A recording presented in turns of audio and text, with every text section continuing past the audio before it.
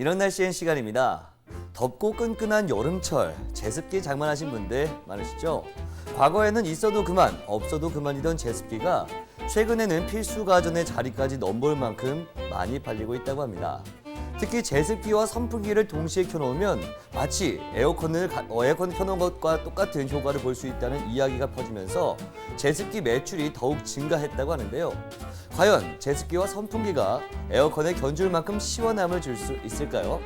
화면 보면서 확인해 보도록 하겠습니다. 자, 제습기는 잘 사용하면 습도를 낮추면서 다소 체감 온도를 떨어뜨릴 수 있지만 잘못 사용하면 오히려 더 더운 여름을 보낼 수도 있습니다.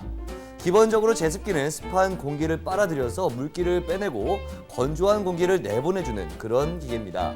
또 선풍기는 더운 공기를 순환시키고 사람의 체온을 일시적으로 빼앗는 기능을 합니다.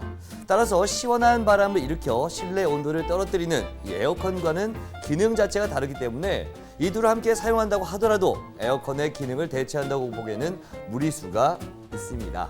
자, 더욱이요. 이 제습기를 틀어놓으면 이 발열기에서 따뜻한 바람이 나오게 되는데요.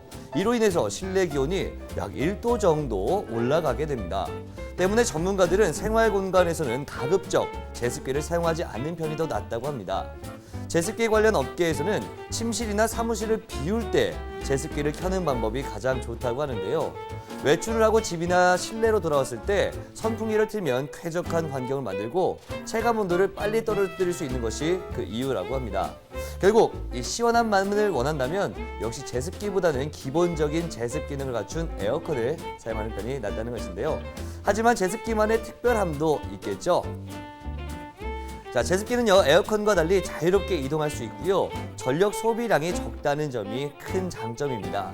제습기 전력 소비량은 15리터 기준으로 300W입니다. 에어컨 전력량인 평균 1800W와 비교했을 때 약 6분의 1의 수준을 보여줍니다.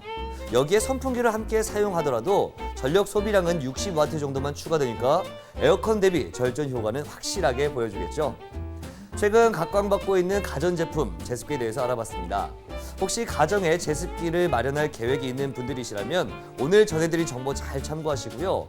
아직 여름용 가전제품을 고민하고 계시는 분들이라면 나에게 맞는 제품은 무엇인지 또 우리 집에는 어떤 제품이 더 효율적인지 판단하는 데 도움이 됐으면 좋겠습니다.